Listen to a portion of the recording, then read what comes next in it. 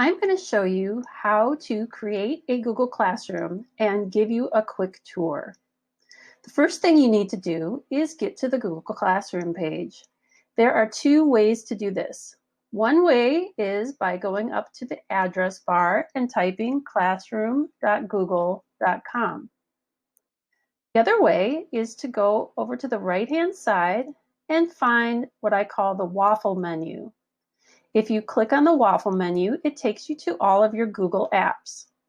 So if I click here, I can find Google Classroom, and I click there and it takes me to the main Google Classroom homepage. If you have Google Classroom set up already, or if you have joined someone else's Google Classroom, they will show up here on your homepage.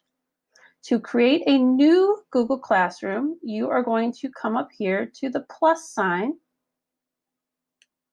and choose Create Class.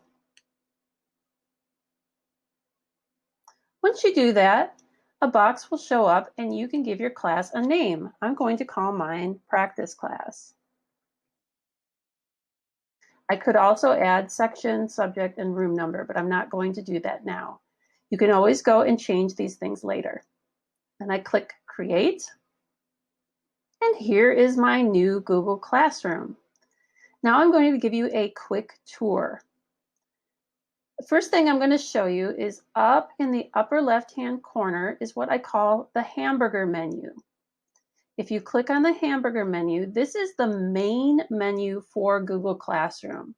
So when I click here, the first thing I can do is go back to the Google Classroom homepage. There's also a link to my calendar, a to-do list, and I can jump to any of my other Google Classrooms here. Down at the bottom, this is where I can access any classes that I have archived. And these settings are the settings for all of my Google Classrooms, not just this single classroom that I'm working on now. Now up in the upper right-hand corner is the gear icon. This is the settings for this specific Google Classroom.